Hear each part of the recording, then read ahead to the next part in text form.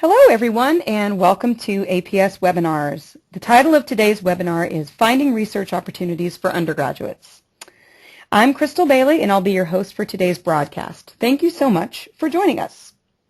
APS Webinars are brought to you as a service of the American Physical Society, connecting you with the expertise of individuals who can offer insight into physics careers, educational programs, and professional development for students, working physicists, and educators. Today's presentation features Dr. Cathy Mader and will be moderated by Dr. Ted Hodap. Cathy will be presenting information on finding research opportunities for undergraduates. After Cathy finishes the presentation, the remainder of the program belongs to you for our question and answer session. Because of the number of people attending this webinar, we are only accepting text questions. So if you would like to ask a question, please type it into the questions panel located on the right side of your screen. I also want to remind our listeners that you can continue to submit questions through the questions panel throughout the webinar, and we will answer all of your questions at the end of the webinar. We will do our best to cover all of the questions that you submit, but we want to apologize if we are unable to cover everything. Finally, a link to the recording of today's presentation will be sent to you tomorrow in a follow-up email. You will also be able to access the link to the recording from this webinar's page on the APS website, to which you will be directed at the conclusion of the webinar. Please allow 24 hours for the link to appear on the page. If you need to leave today's webinar early, we encourage you to complete the survey upon exiting so that APS Webinars can improve its ability to provide you with these valuable services. Also, when you exit the webinar, you will be asked to complete the survey, and if you would, that would be wonderful. Okay, and with that, let's get started. Our moderator today will be Dr. Ted Hodap. Ted is the Director of Education and Diversity for the American Physical Society. Ted coordinates APS education and career programs, as well as programs designed for women and underrepresented minorities. He is principal investigator of the Physics Teacher Education Coalition, a joint physics organization effort to increase the number of high-quality high school physics teachers. Along with Dr. Mader, Ted serves as co-PI on an NSF-funded effort to bring together leaders from each of the Physics REU sites. Before coming to the APS, Dr. Hodap served as program director in the National Science Foundation's Division of Undergraduate Education. Prior to coming to the NSF, Ted was professor and chair of the Hamline University Physics Department in St. Paul, Minnesota. His research interests include laser cooling, optical modeling, and physics education research. Ted, please take it away. All right, thanks, Crystal. Today we have Cathy Mader, who's going to join us and talk about finding research opportunities for undergraduates, or RU programs as they're typically known from the NSF. Cathy is a professor of physics at Hope College, and she's engaged in undergraduate research students in theoretical nuclear physics research for a number of years. She's directed the Hope College NSF RU program, which is over 13 years old and has supported more than 100 undergraduate research experiences in physics fields. As a member of the Physics RU Leadership Group and a mentor to many of the undergraduates at Hope, she's learned firsthand how beneficial undergraduate research experiences are for both students and faculty members. She's now involved in many projects designed to help improve and expand undergraduate research opportunities for future physicists. Ready to go, Cathy? I am. Thanks, Ted. Thanks, Crystal. Let's see. So, let us see if, there we go. Hopefully you're all seeing the slides now. So, when Crystal asked me to do this, this was a very fun opportunity for me to put together a list of all the things that I've learned about over the last many years. I thought I'd start with, just on the off chance some of you hadn't thought about why you would want to do research as an undergraduate. There are a couple of reasons for doing it, besides the fact that you get to learn about something no one else has ever studied before, except possibly your mentor, which is pretty empowering and pretty awesome when you think about it.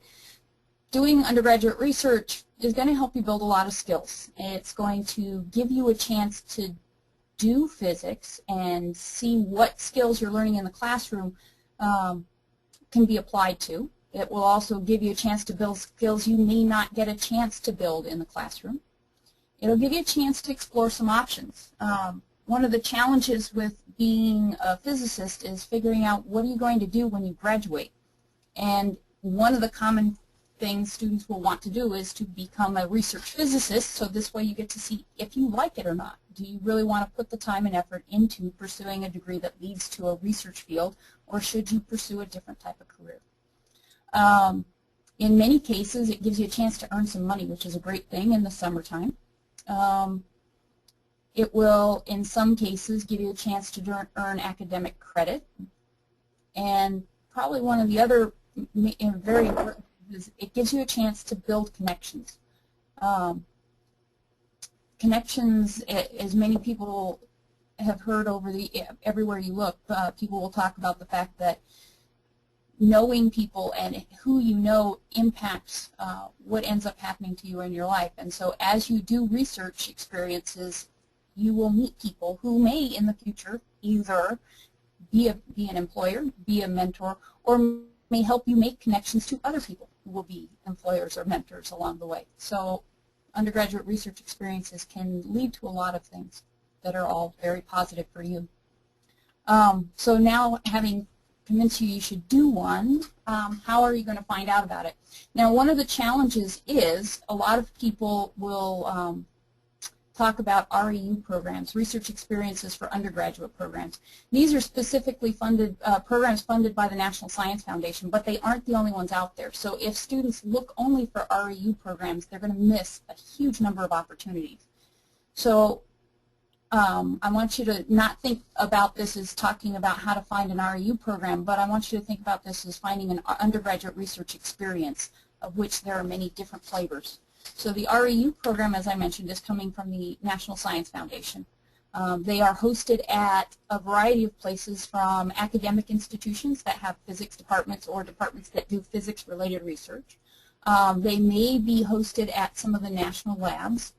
And there are one or two that are actually hosted at various institutions, research institutions that are not necessarily government funded. There are also programs funded by the Department of Energy. They fund a program. Their programs are called Summer Undergraduate Laboratory Internships, so they're called SULIs instead of REU experiences. Other government agencies like NASA and the National Institutes of Standards and Technologies and a whole variety of other government agencies also hire students to do work related to physics. There are industrial internships. There are also industrial internship or research positions out there. And then, of course, there are some that are at various academic institutions, not necessarily being REU-like programs, but a lot of colleges and universities will also have summer research programs funded by other sources of money. So how do you find all of these different programs? These days, the most common way to find them is online. And I've listed 7 common ways to find them. The first one I put at the top because, and I'll show you the actual website so you can see what you're looking at when you try and find these sites.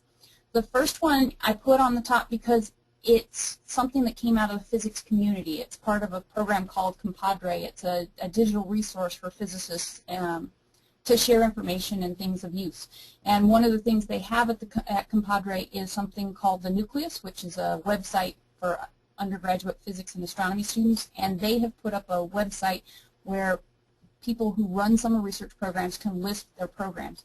Now this, while it came out of the physics community, it is not only physics research programs that advertise here. What you'll find is a variety of programs from material science and chemistry and everything. Some engineering programs are all listed here. The listings are posted by the people who run the programs, and so if they're interested in hiring students, they will put it here. You can find out information about where the programs are, what some of the basic requirements are, and if you click on the name of the program, I should have clicked on hopes, but that's okay. It will tell you more about the program, what types of research they have in a little bit more detail, and it'll also include a link to their own website so you can get more details, and it'll tell you how to contact the people in charge. Almost all of these websites will do something similar. I'm going to stay in my web browser for a second and go through the list in the order that I have them on the slides. The next place that you find out about summer research experiences at least that I tend to send students to, is the National Science Foundation site. Why? Because it's the one I'm most familiar with. Now, when you come to this one, once again, they do list a whole host of sites, not just physics. You can select the physics sites only, but you're restricting your choices when you do this, because in reality, some of the materials research projects will be of interest to a physics student, and they would be interested in hiring a physics student. Astronomy also has positions that a physics student would be perfectly capable of filling and be well qualified for. Chemistry and some of the other sciences, sometimes the engineering and sometimes the mathematical science programs will have positions of interest to physics students. So they take a little bit of digging through all the different listings, but that's another place that you can look. I mentioned the Department of Energy program SULI, and this is their website. And once again, you can read through a little bit of background, but then you can also look at which labs are going to be hiring students, what type of information they want you to know about, and all the details you can think of about their program. Once again, this is all sciences and engineering and technology and mathematics fields, and so there's a whole host of types of programs that are going to be within the SULI program, so you have to do a little bit of searching to find the best fit for you. Web Guru's another one. It's similar to the Nucleus listing. Different programs can list what's their website here or their program for advertising here. This one is more generic. It's not something created by the physics community, but once again, there are some places or some programs that are listed in Web Guru that may not think to advertise it in the Nucleus, and so this may be a good way to find their programs. Pathways to Science is yet another one. They're all very similar programs. They're all programs that people will place their ads on. I'm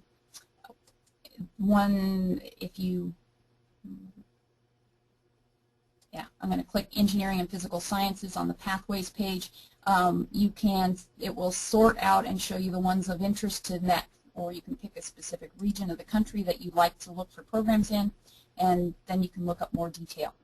And hopefully somewhere down here, there's Oak College. And so you can look at what types of programs they have available, and then go to that program's website and learn more. And let's see, two last ones to add.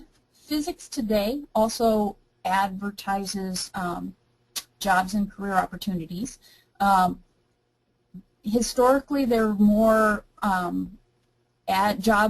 jobs listed on Physics Today for people who have already completed their degrees, but they are expanding and getting more and more opportunities for students on the way to getting their bachelor's degree in physics. So it's a handy place to look. It's somebody who's specifically looking for a physicist that advertises here. Sometimes these positions are what we would consider a traditional research experience, and sometimes these positions might be more on the lines of an internship, more of an apprenticeship in a company. So but you can look for things there. And the last web resource that I point you to is USA Jobs. And this, all of the Department of Energy jobs are considered government-funded jobs, and so they're all actually, I believe, all listed here as well. But NASA programs and all the other national labs, they're in here as well. And so if you look on this page, you'll notice there's a summer employment link. There are also academic year internship programs listed in here. And so you can click on this and sort through, and I'll give you some hints on how to sort through some of these more generic job listings that are broader than just physics in a little bit. So those are the places to look that are online. So these are the easy ones, right? These are the ones you don't need to find any people. You just go to the 7 websites, you look through them all, and you pick and prioritize the ones that look most interesting to you before you go off and do more research on it. If you want to stay nearby, you know, for my students here in Holland, Michigan, the national search is kind of important because we're a pretty small community, and so there are a few sites nearby, but in general they're going to look at the national websites to find things. We still have a lot of students who like to stay on campus, so if they're going to do that, the ways that they're going to find out about opportunities are to look within the department. If there are places that have opportunities that want our students, that know of us, they'll send us flyers, and so your department may know about opportunities because people have contacted them and asked them to share information with their students. Our Career Services Office is phenomenal.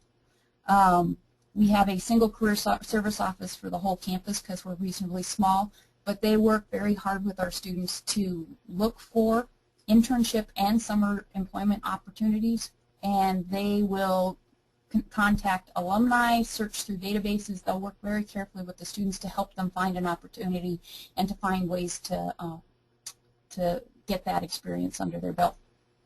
Faculty have connections. Not surprisingly, we tend to be social critters, and we're always staying in touch with our friends across the country. So we tend to also have some ideas of where you can look for summer research programs. Probably one of the more obvious ones is we may have opportunities in our programs that we haven't necessarily advertised anywhere. You'd be surprised how many students don't think to ask just one of the profs that they think has interesting research. If they would go and ask, a lot of times they'll say, you know, maybe we can make something work. So ask them if they've done something, they're doing something interesting, see if they have a position they may not have thought to advertise. Once again, depending on the size of your community, you might find opportunities actually showing up in the newspaper wanted job opportunity sections and in job and career fairs. Holland is not big, but our career services folks keep an eye on all of the job fairs in the region, and they let our students know about it. And so in a month, 25 minutes away, there will be a large career fair in Grand Rapids, Michigan, which is the second largest metro area in Michigan. And there are going to be 200 employers there looking for students that are in science, technology, and engineering fields. And so it's not serving just the Hope community, it's serving all of the colleges and universities in the area, but it's a great chance for our students to look for summer and long-term employment.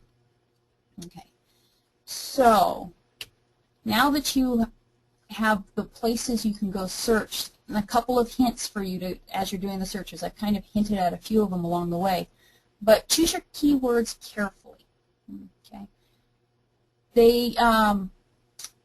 physics, if you search in various databases only using the word physics, you're going to miss a ton of things because the word physics is rarely in a job title for a physicist. Okay, it is in mine. It might be for TEDS or some of the, for a few folks, but there are very few that have the word physics in the job title.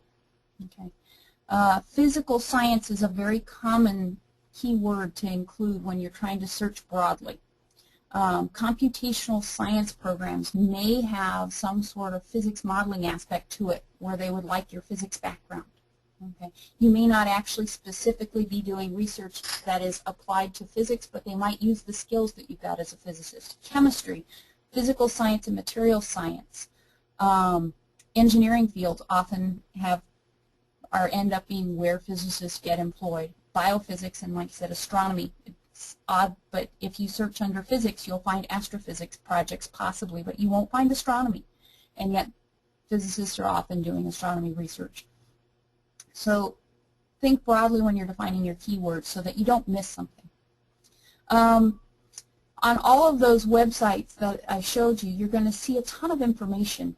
And if you read the very terse descriptions that we're forced to put into our limited amount of space in our ad, you may think, you know, this isn't me. They're not going to let me in because I haven't had this class yet, or I'm technically only a freshman, or a variety of things like that.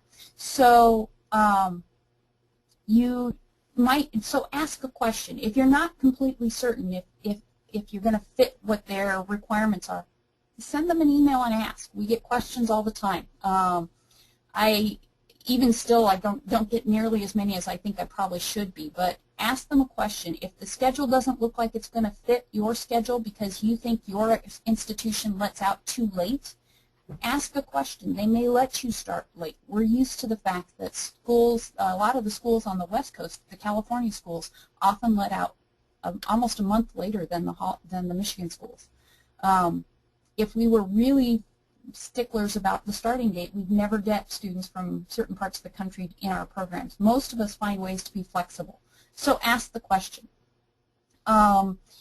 If you are, everything else is working fine, but your family has had a long-standing family 3-day weekend every summer, and that would cause an issue. You'd have to miss a day or two of work.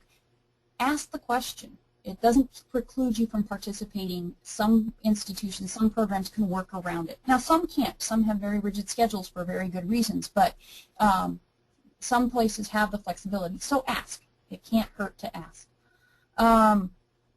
Anything you can think of. There are questions about, as you're applying, you want to, most places will advertise the salary or how much you're going to get paid for your summer program. Other things to ask about are, what's going to happen? How does summer housing work at that program? How do they have funding to send you to conferences to present your results when everything is said and after the seminar is over or the summer is over? So there are a whole host of things you can ask about. And they may not be advertised, but ask the questions if they come up at all. If you have any doubts after you read some of the descriptions, you might go back and look at another program and think, wow, I wonder if this program does that. So ask those questions. The websites are often vague, and if you want to find out more about the specific projects available because you want to say, look for something very specific, ask them. If you're concerned that you have your class background is appropriate or your skill set's right for the project of interest, ask them. You see a project in theoretical nuclear physics. Do you know enough to be useful in that project after your freshman year? Ask them. They will tell you what types of skills you should have and what types of skills they're looking for, and see if it fits you or not. But ask those questions first because it's important so that you know what you're applying for. Make yourself interesting and build some connections on your own. So one of the things we recommend our own students do, even though we have our REU program here, they're still competing with a large number of students from outside of Hope for summer research jobs. So we strongly recommend our students volunteer in our labs early so they know what they're getting themselves into, and also so that we know who they are and we know what type of research student they're going to be. Are they going to be useful in our lab or are they not? And so that helps us get to know them better. It makes a connection for them. And then when it's time to apply for summer jobs, even if they apply to a different research program, I'm a really good person to ask for a letter of recommendation because I can now say that this student was contributing a lot during the academic year for our program. So they may not get paid for this, but they do get a lot out of it and a great benefit out of it in the end. Yeah, so those are some of the search tips. Once you narrow it down, okay, first of all, my suggestion is don't narrow it down to only one program. There are a lot of students out there applying, so you want to apply to several. And once it's time to start applying, you want to start early. Okay. You want to research the job that you're applying for, whether this is for your summer research program or something bigger. You need to do some research to make sure that that it's worth the effort for you to apply, but also to learn about what skills you need so that you can turn around and develop a good essay or cover letter, whatever's appropriate for the application, that can sell yourself, can tell them why your skills fit the program that they have, and convince them that you're motivated to do this and that there's a good reason for you to be applying, and that they should want you for this job because you're going to do a good job. You're going to work hard for them. So you need to sell yourself in that essay or cover letter. Okay. And the second piece that you have to do with that essay or cover letter is the quality of that letter is important. So get somebody else, in fact, get several somebody else's to review that cover letter. I suggest getting a friend to review the first draft, or probably the second draft. You should review your own first draft. The second draft, get a friend to read it. And the third draft, get a faculty member to read it. Okay, because they know what they look for in cover letters and in essays, and they will tell you what you're missing and what you need to say and elaborate on so that you make a good case for why you're a good fit for this program. The second thing that almost every application will require is a letter of recommendation or two. They'll also all require transcripts. We get hundreds of transcripts every year. But remember that the essay and the recommendation are the things that elaborate on information we may not quite understand from a transcript. So select a recommender that knows you well. Okay, and this is not just the person that taught the course that you got an A in, but never spoke to in any other way, shape, or form. This needs to be someone who can say, this student's really dedicated, they always see projects through to the end. Okay, so you need that person who knows you better than just, like I said, an instructor. Okay, and if that person's reviewed your essay, guess what? They know why you want this job, and they know what your skills are, and they can now turn around and build on that in their recommendation. So it's really important to let them know what job you're applying for or what research opportunity you're applying for and why you want it, because then they can make a big case for why you should be given the job. So, but if you start, you need to start early so that that type of information, that there's time for all of this to come into play. Once you apply, follow up and make sure your application is complete. Every year, I'd say 10 to 20% of the applications that we receive are incomplete. And sometimes it's because your recommender forgot to send the letters, and a lot of times we pester those people for you, but you should pester as well, politely, but pester them. But also make sure you get all of your information in. Okay? And if you follow up with the program and ask if everything's there, they know you care. Once again, it's making a good impression on them. If that program asks you for anything, any kind of information at all, respond quickly and professionally. The number of students that we've asked for feedback or asked for additional information and it's taken a week before they respond, well, if it takes a week for them to respond just for a simpler request early on in the hiring process, we're not very confident that that student's going to promptly respond when we're looking for key information, so they kind of move down on our list. Or if they reply and it's rather, like I said, not very professional, once again, you kind of wonder, are they going to pay attention to details and tone and stuff when they're actually working for you? So respond as quickly as possible, even if the response is simply, I can't get take care of this right now, but I'll do it as soon as, and let them know when it will happen. Okay, so respond when they ask you for information. And apply for more than one program. How many is enough? It depends on every student, but typically our students apply for anywhere from 4 to 10 programs. It's not that much more effort on their part to complete 2 versus 3 applications, and there are a large number of students out there, so the more they apply for, the more likely they are to get one. Those are all the things I can think of in advance about the program. So I want to thank the National Science Foundation, Hope College, and the American Physical Society. The National Science Foundation has made a lot of my research programs and opportunities happen with their financial support, and without a place like Hope to do the work, it wouldn't have. And Crystal and Ted and the American Physical Society are giving us an opportunity to spread the word and get in touch with people like you. So I want to thank them also for this great opportunity. And at this point, hopefully, you can type some questions in, and Ted can share them with us.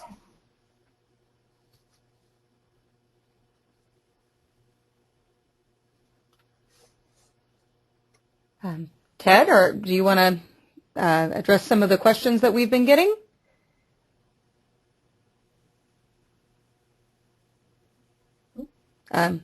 Ted? We have lost Ted. We have lost Ted. Not sure why.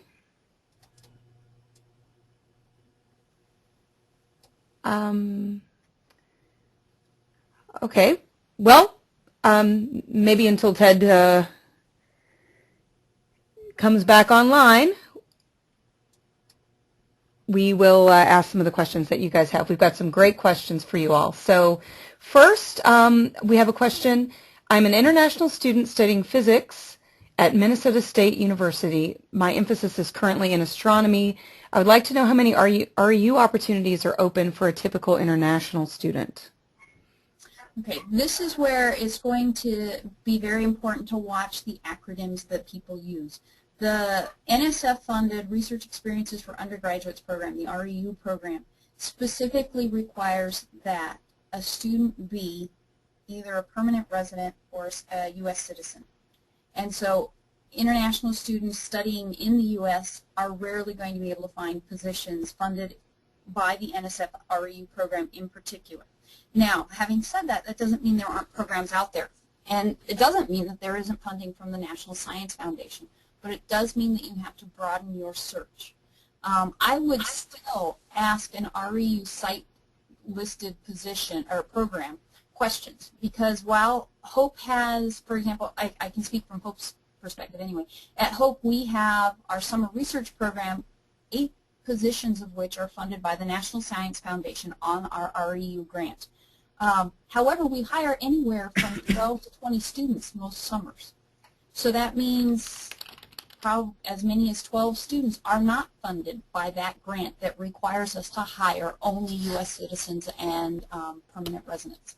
So if you are an international student and you're a perfect fit for our program and we have other sources of funding, we may still consider you.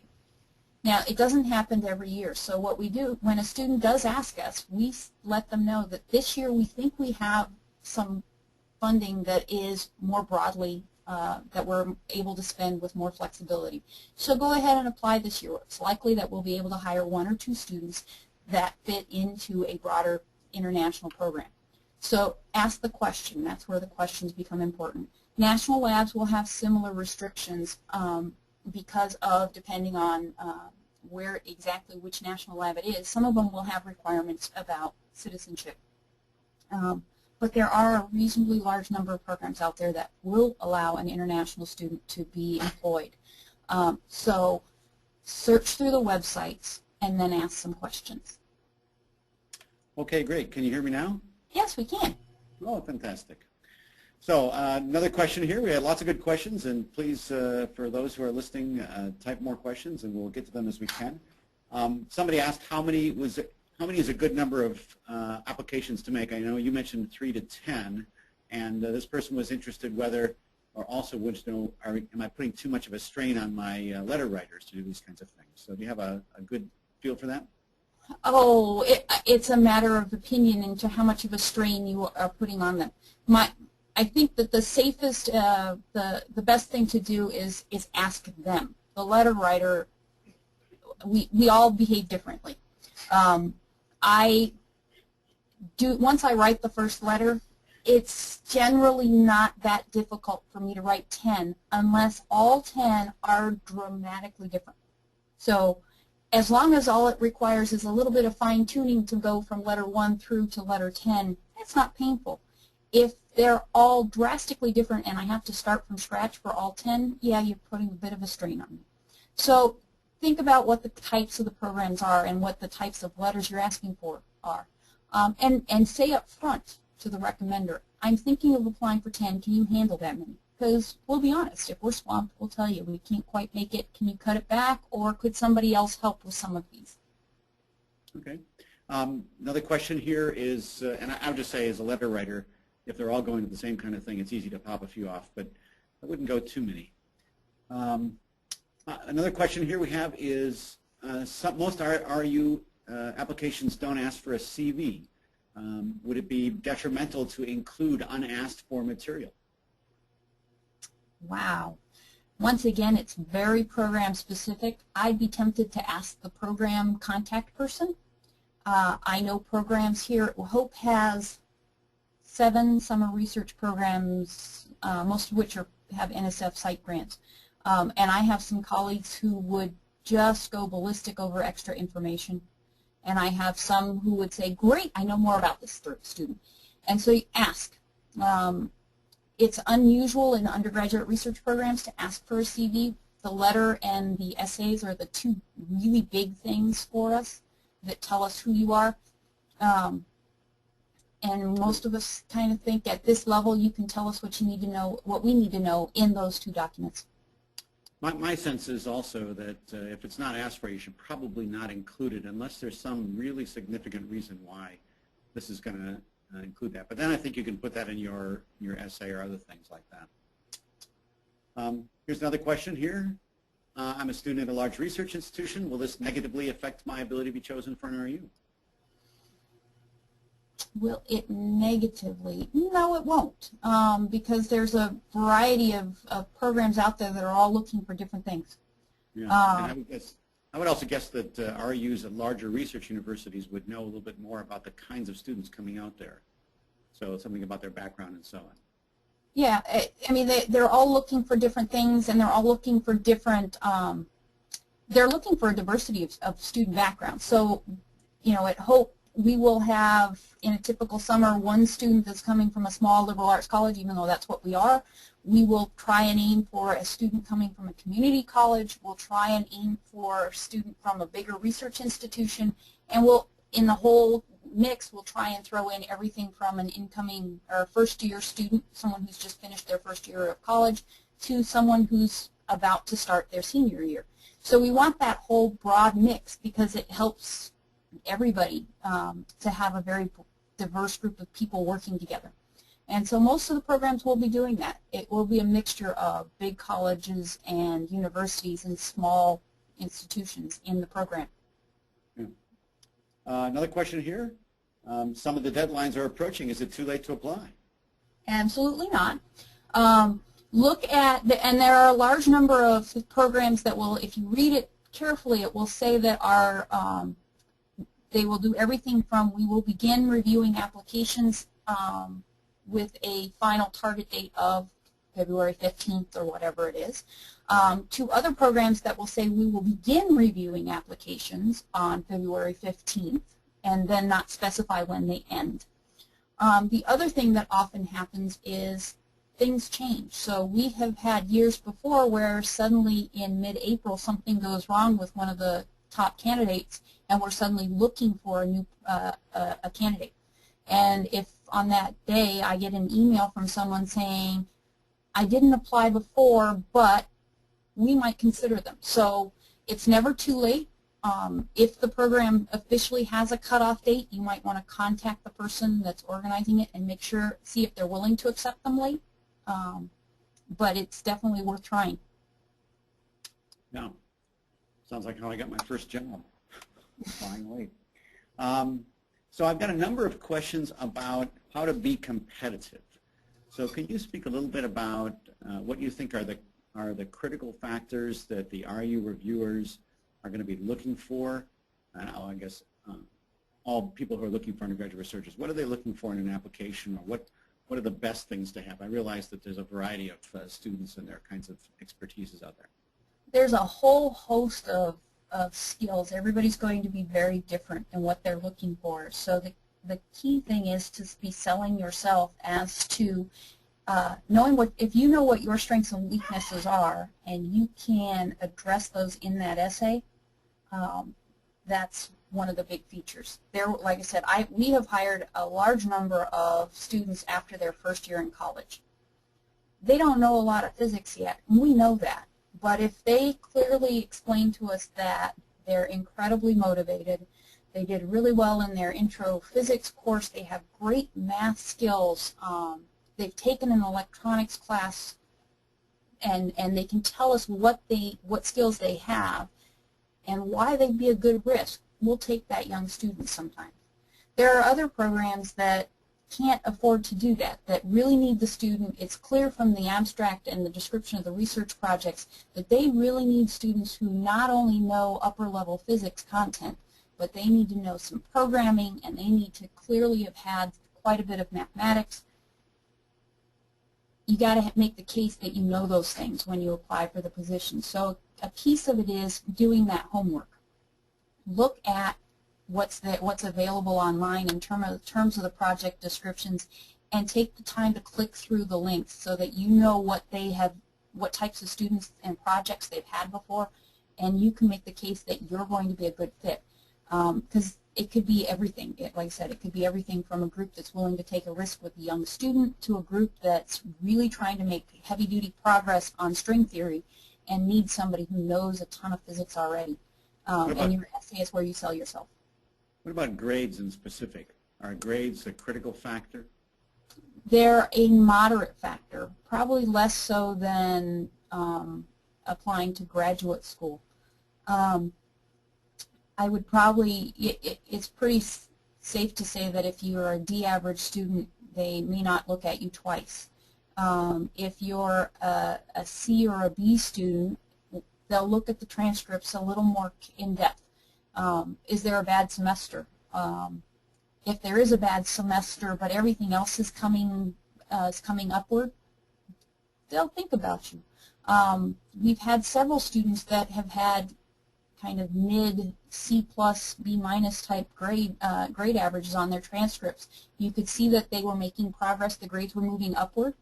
The letter of recommendation and the essay addressed it, and they told us that there had been various issues along the way, but everything is now coming together, and as you can see, their grades have come up, and they make the case for why this person has changed. Something dramatically has changed, and they're worth the risk right now.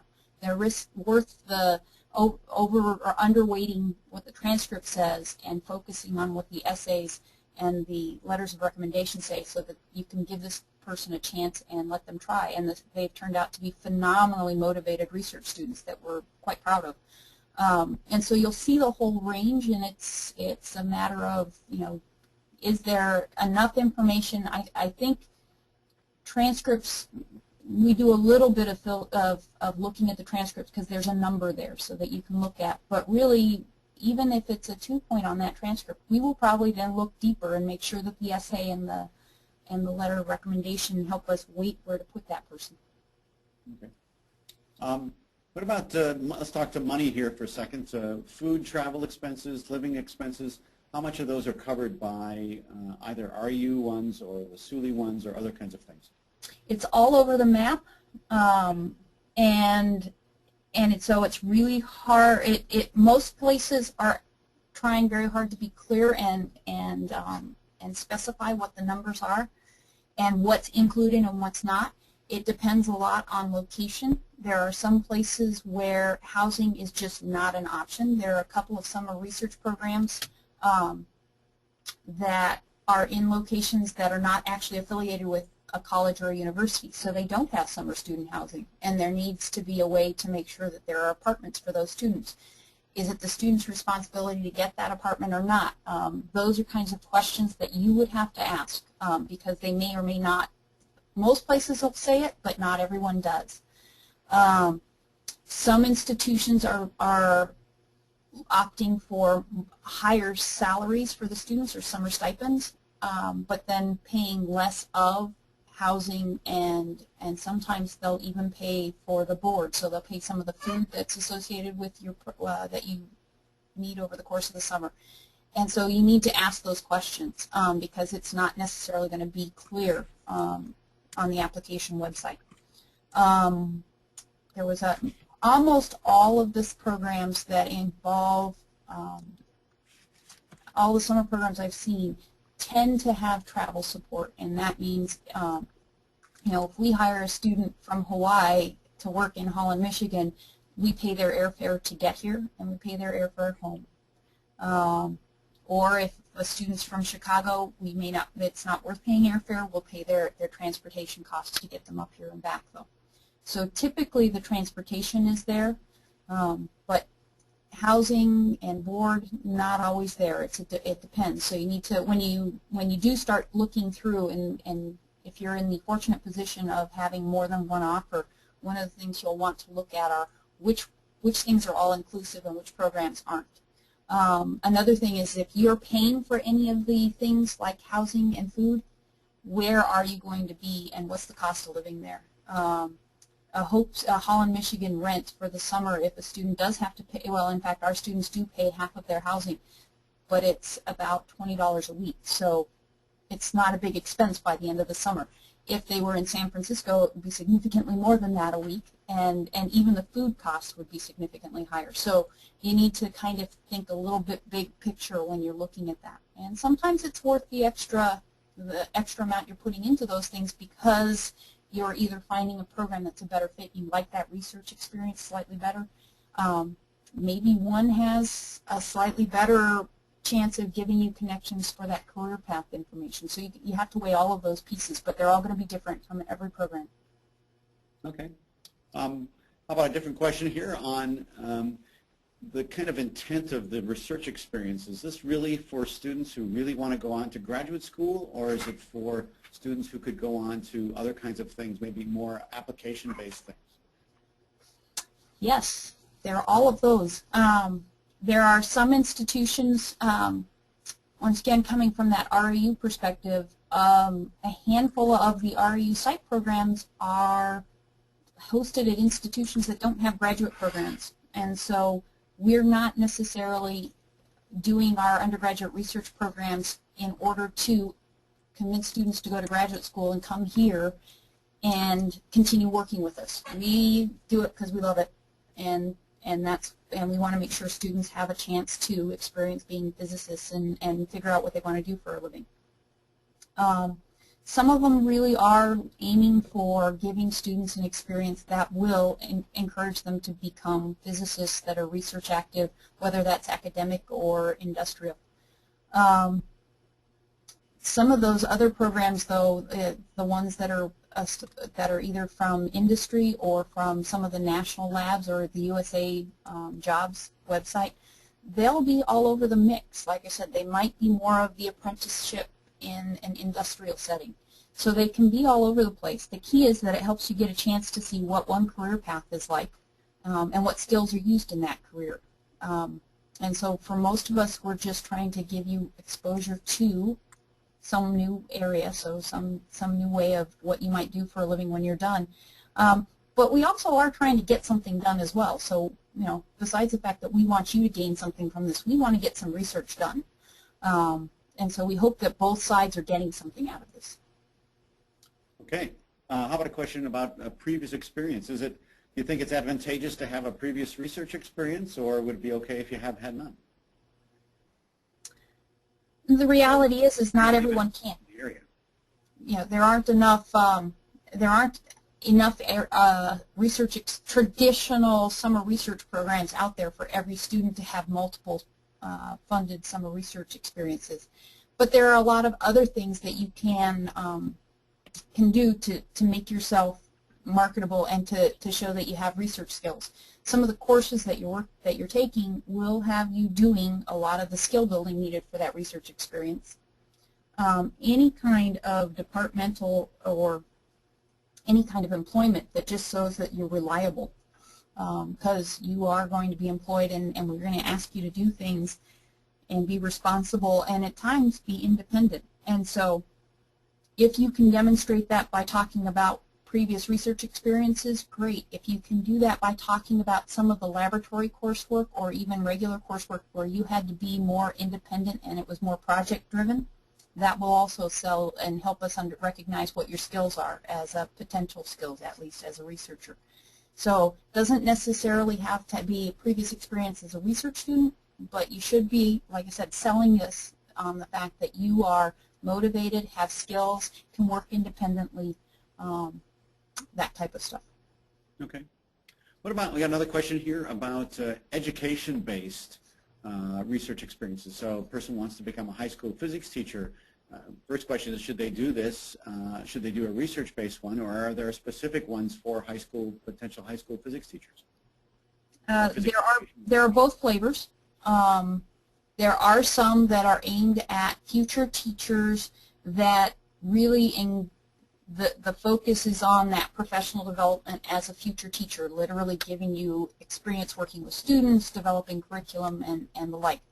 And then there are other programs out there which would love to have a future teacher or even an existing teacher involved in traditional research without the curriculum development component. At least my philosophy of the Hope faculty is that we want the future teacher to know what doing science is, because if they know what doing science is all about, they're likely to be better teachers, they're likely to be engaging for their students, and they might actually engage their students not just in being talked at about science, but actually doing science. So we want them doing traditional research too. We think that that's a great experience for them. So if you are a future teacher and you want to be doing summer research, apply just like all the other physics majors. You're a future physicist as well, so apply for the positions, and you will be considered with the rest of the candidates just like regular. There are fewer positions that have more of an education focus. In terms of looking at a traditional NSF-REU program or even the DOE SULI programs, finding a project that specifically describes itself as being involved in either education research or curriculum development, those will be few and far between. They just aren't out there. There aren't that many of them yet. It's becoming more common, but it's still less common than a traditional research program. But give it a try and apply. I think that that's a great experience for you, and it's a great experience for your future students. Yeah, I also just point out that we actually have some money to provide some of these things nationwide. So if you're interested, you can contact me. I think my email is probably on the thing, or contact Crystal, and we'll forward you to some information about specifically education ones. Other question that's kind of related to preparation. If you're a mathematics major but maybe a minor in physics, will that be a good thing or a bad thing for getting into one of these REUs? Will it be a good or bad thing? It depends on the project. There are several areas of research in which your math skills are a key. And so the fact that you are a math major with a physics minor, they'll love it. They'll suck it up. If you've had some computer skills, if you are very skilled with Mathematica, Hope is odd, we work in Maple, but whatever, that whole host of skills that as a math major you can help on the research projects make progress. So we have hired engineering majors, we have hired math majors, we hired a chemistry major because her institution actually didn't have a physics major. She was a chemistry major with a physics minor and made great. There's so much overlap between the fields these days. Well, not these days, always has been. But there are a lot more interdisciplinary projects out there where having somebody with a skill set, in a very strong math skill set, partnering with maybe a biophysicist could make a lot of progress, or with an astrophysicist. So yes, you will be appealing to certain research mentors. Look at the project descriptions. If it appears to be a project that has a high math component to it, then apply. Computer science is another one. We get a lot of students that have either got a physics major with a computer science minor or a computer science major with a physics minor. Either of those are often very appealing to us. Cool. And a couple of quick answers here to some questions. Somebody asked how many REUs are there for material science. There's a whole set of those things. I would say perhaps about 30 or 40 sites a year. Is that right, Kathy? I think it's somewhere at that level. Yeah. Somebody also asked about whether there are REU experiences over the winter term. I don't know of any specifically there, but you can also get internships during those times. Any other things? Yes, there is one REU site program, and I believe it's funded out of the Astronomy Directorate, and it's hosted out of one of the South American observatories. And it literally is from January. It's 10 weeks in January, February, and March. So you can see them. Some of the databases, if you look at them, will actually allow you to sort by the dates, and so you can find them that way. Oak Ridge has an academic year research program. I have another question here about the importance of having a research experience for getting into graduate school. My sense is that that is actually a fairly important thing. I don't necessarily have anything to do with reviewing graduate school applications, being at an institution that doesn't have a graduate program, but from interactions with colleagues that are at graduate programs, it's becoming more and more common. It does not have to be an REU program or the SULI program. The flavor of the research experience and the label that goes with it is less important than the fact that it's there.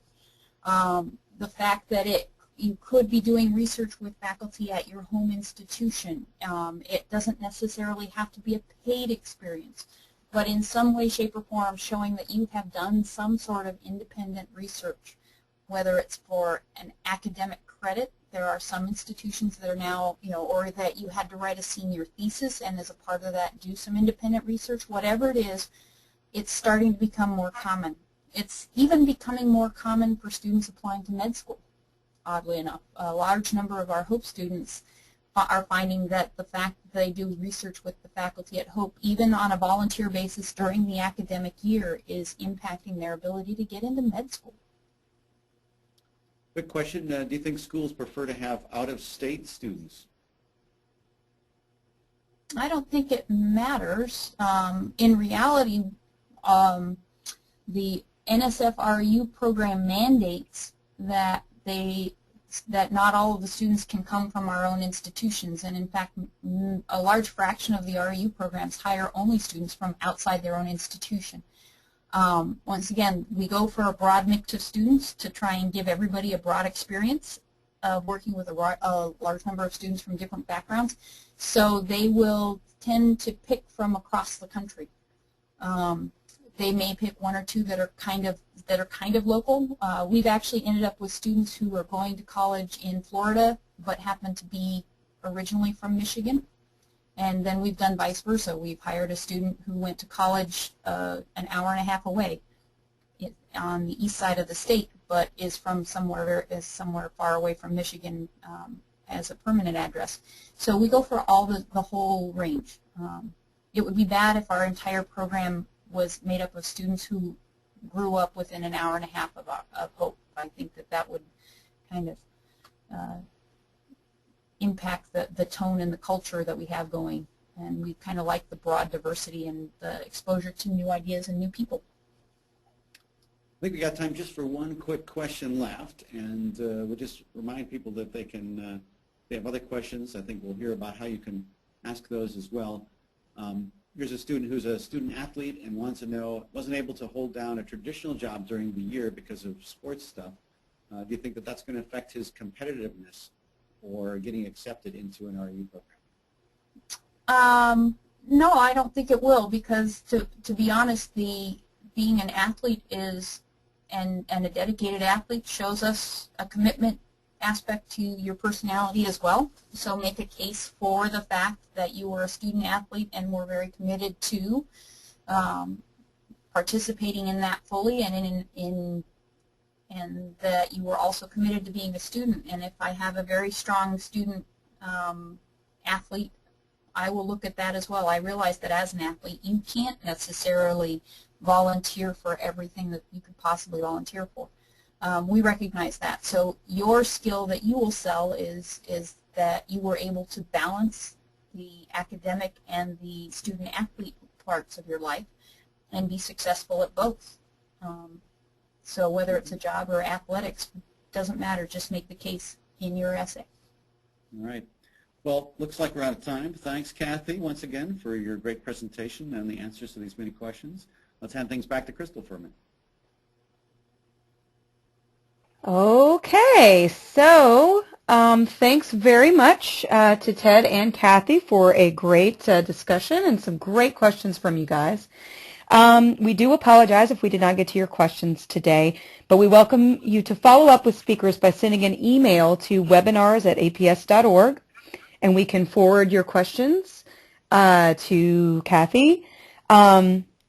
Also, you can find her contact information on the REU webinar page, which you should be directed to at the end of the presentation.